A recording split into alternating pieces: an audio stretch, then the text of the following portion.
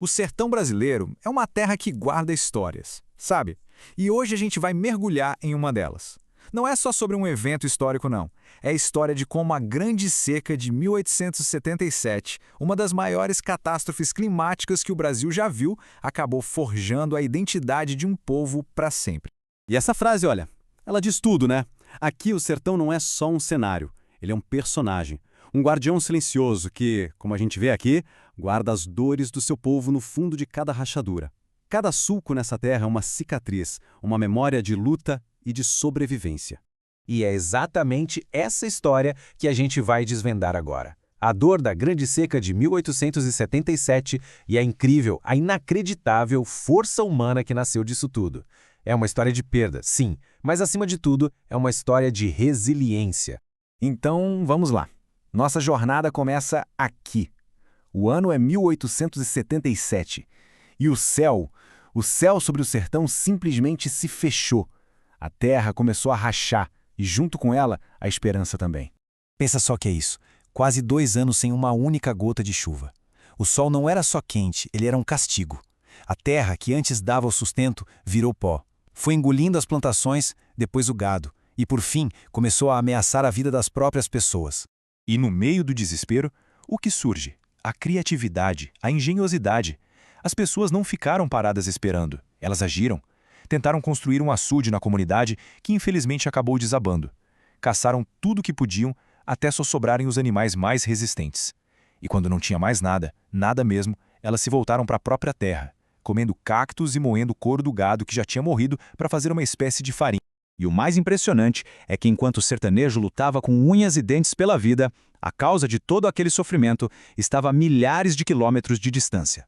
Lá no Oceano Pacífico, um fenômeno que eles nem sonhavam que existia, o El Niño, um aquecimento das águas que bagunçou o clima do planeta inteiro e que atingiu o Nordeste do Brasil de um jeito devastador. E é aqui que a gente percebe o tamanho do abismo de conhecimento da época. Para eles, a seca era um castigo divino, uma maldição, um teste de fé. Para nós, hoje, é um fenômeno meteorológico, parte de um ciclo global.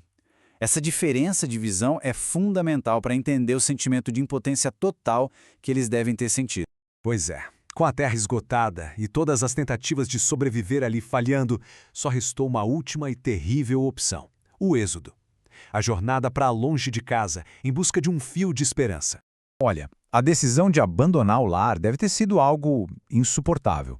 A casa, por mais simples que fosse, guardava a história da família. Mas a promessa de ajuda do governo lá em Fortaleza era a única luz no fim do túnel. E assim, famílias inteiras, como a do bisavô do nosso narrador, que na época era um menino de 12 anos, começaram a longa caminhada. A promessa era: quando a chuva voltar, a gente volta também. 25 dias. Não era uma viagem de carro ou de trem, não. É a pé. 25 dias de caminhada debaixo de um sol impiedoso, com crianças, pouquíssima comida e quase nenhuma água. Uma prova de resistência que é difícil até de imaginar. A estrada para Fortaleza virou um cemitério a céu aberto. E essa pergunta, feita por uma criança de 8 anos para o pai, ao ver os corpos de quem não aguentou a jornada, ela revela toda a brutalidade do caminho. A inocência se perdendo a cada passo, a cada visão de uma história que terminava ali, na beira da estrada. Mas a chegada em Fortaleza, que deveria ser o alívio, o fim do sofrimento, foi para muitos só o começo de uma tragédia ainda maior. O que eles encontraram não foi bem um refúgio, era um galpão, sabe? Superlotado. O ar era pesado, uma mistura de suor, sujeira e o cheiro da fome. A esperança que sustentou aquelas pessoas por 25 dias de caminhada se desfez na hora, ao dar de cara com aquela realidade. A cidade não estava preparada para aquele desastre. E ali, a tragédia pessoal aconteceu numa velocidade assustadora. A varíola, que eles chamavam de bexiga preta, varreu o abrigo. Primeiro, o pai, o pilar da família, não resistiu. A mãe, cuidando dele, adoeceu logo em seguida. Pouco depois, o bebê de 6 meses também se foi. E aí veio o golpe final. Quando o tio finalmente chegou para resgatar a família, ele só pôde levar quem conseguia andar. 2 irmãos ficaram para trás com a promessa de que ele voltaria. A família estava desfeito. Mas existia aquela promessa, né? A promessa feita pelo tio pesava nos ombros dele, e a tentativa de cumpri-la o levaria de volta para um cenário ainda mais caótico. E ele foi. Fiel à sua palavra, o tio conseguiu alugar 2 jumentos e fez a longa viagem de volta para Fortaleza. Ele carregava a esperança de reunir o que tinha sobrado da família, de curar uma ferida que ele mesmo foi forçado a abrir. Mas a busca foi em vão. Fortaleza tinha se transformado. A população quintuplicou. Foi de 20 mil para mais de 100 mil pessoas. No meio daquele caos, não existia registro de nada. Ninguém sabia para onde os meninos tinham ido. Foram adotados, levados por outra caravana, morreram. Eles simplesmente desapareceram, engolidos pela desordem. Uma perda silenciosa e definitiva. E o destino trágico dessa família não foi um caso isolado. Foi um destino multiplicado por milhares. A escala dessa catástrofe é avassaladora. 500 mil de pessoas. 500 mil de vidas perdidas para seca, para fome e para doença. Uma das maiores tragédias da história do Brasil, sem dúvida nenhuma. Mas, e sempre tem um mas nessas grandes histórias, né? Da maior dor pode nascer a maior força. E esta é, acima de tudo, uma história sobre resiliência. A tragédia de 1877 plantou a semente de uma transformação profunda. A dor gerou uma reação. A vulnerabilidade que a seca escancarou forçou o país a agir. Décadas depois, nasceu o DNOCS, o Departamento Nacional de Obras contra as Secas. E ali começou uma nova era. A era dos grandes açudes, das cisternas e hoje de projetos monumentais como a transposição do Rio São Francisco.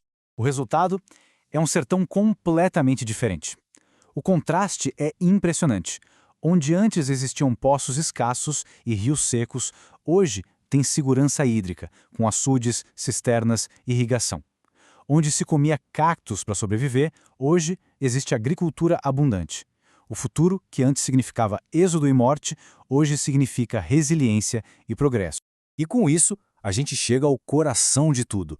A frase do bisavô, aquele menino de 12 anos que sobreviveu a toda aquela jornada. Ele se tornou um guardião da memória porque ele entendeu que contar essas histórias não era só para reviver a dor, mas para honrar quem se foi e para ensinar as próximas gerações. Lembrar é manter a história viva, é garantir que tanto sacrifício não tenha sido em vão. A história da Grande Seca é, no fim das contas, um grande lembrete. O passado, com toda a sua dor, é a ferramenta mais poderosa que a gente tem para construir o futuro. Fica a pergunta, então, quais são as rachaduras da nossa própria história? Quais dores a gente precisa lembrar para que o sacrifício de 500 mil de pessoas nunca seja esquecido?